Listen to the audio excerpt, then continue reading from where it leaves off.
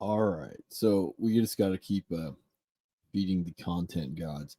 So I don't really have a lot to say today. Don't really script anything. So there are allegations surfacing against comedian Russell Brand. I don't really like the guy. I don't particularly find his comedy that great. And he was very kind of left wing up until recently. I think he's more libertarian now. But anyway, at his best, I was maybe tolerant of what what he was up to as an actor.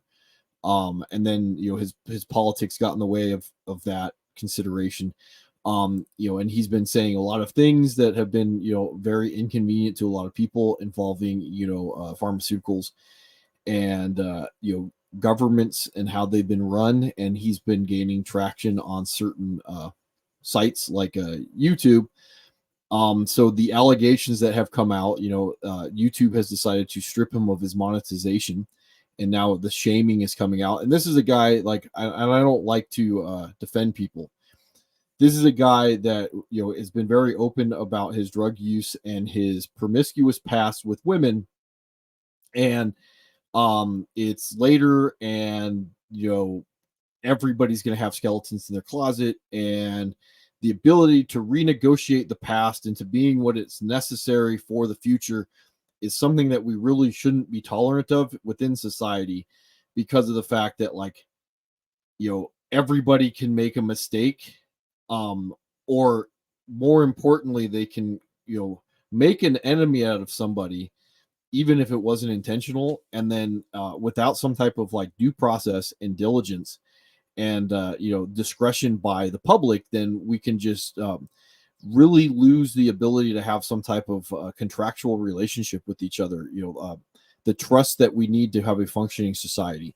So in the case of Russell Brand, it's only because he's getting traction that people have come out of the woodwork, and I don't again want to defend him. I don't think that's the point. Like, I don't know him.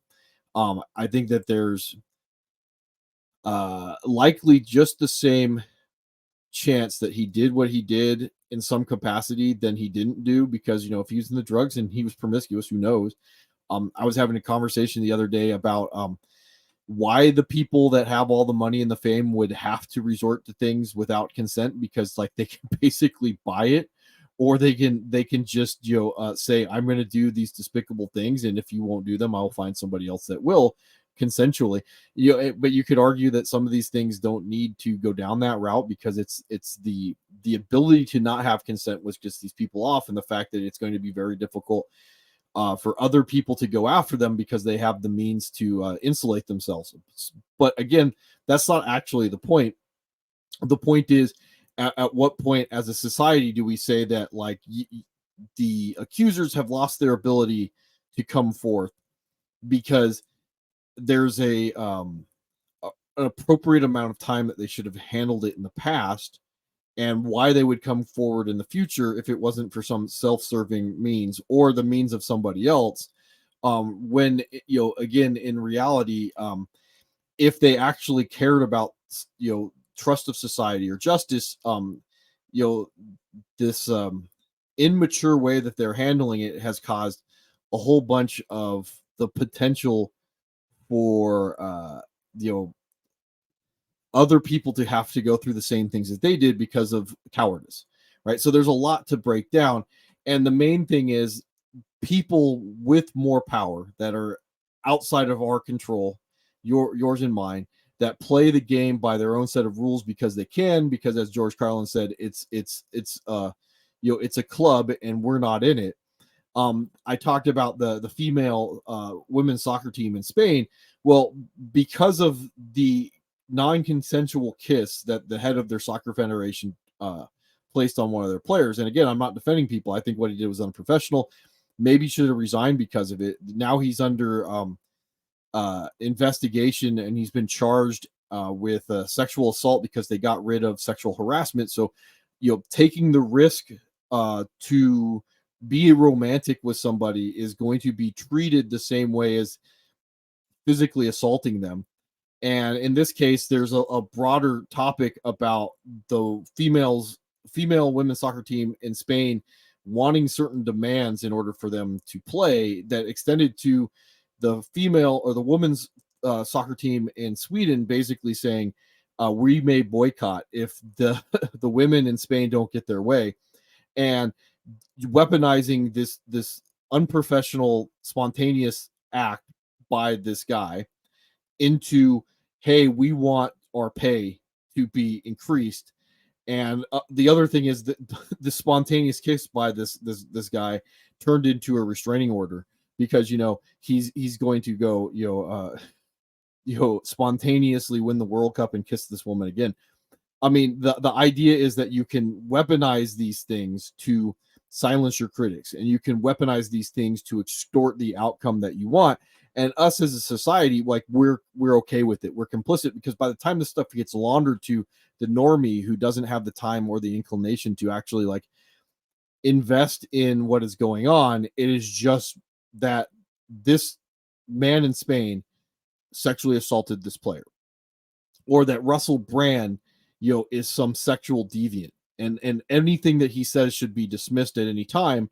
So even if he's the only one pointing out that the emperor has no clothes, um, we're not going to listen to him. Isn't that the guy who, that's something that as a society that we really should say, hey, I don't stand for it, because I don't want it to happen to me, because eventually, your bank, or your Amazon account, or your car insurance, someone will make an allegation against you if you don't toe the right line, if you don't buy the right dish soap, or you don't send your kids to the right schools, or you don't wear the right flare on your shirt when you go to work, and someone can just file that complaint, and then all of a sudden, like, you're the one that has to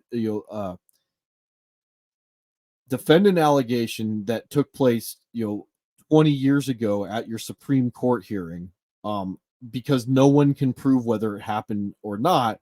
But the media and other people, because of their agenda, they don't care, because one, they get their clicks, and two, they get the social outcome that they want. And again, another thing, if you haven't heard of the movie Sound of Freedom, it's about child trafficking. There are allegations that are surfacing against Ballard, the guy, the Tim Ballard, the former Homeland Security operative. Now allegations have been raised against him because he's been vocal. He says he's going to run for Mitt Romney's seat in Utah, Senate seat in Utah. He said that a lot of things, and the movie in Hollywood made Hollywood look bad, because here's a smaller movie about not woke topics, and it did well and kind of made a sort of a right-wing star out of the gentleman. And now magically there's responses. And like I said, like, a bigger issue is about our children. As I bring up Russell Brown again, like, our children, our boys and girls, have to understand that what's appropriate when it comes to how to interact with each other, especially towards romantic overtures. They have to understand it, and they have to be able to take risks, especially at younger age, to understand what is appropriate, what's not appropriate. They have to be able to fail, so eventually they build the proper identity, and they know how to interact appropriately in the workplace or romantically or whatever.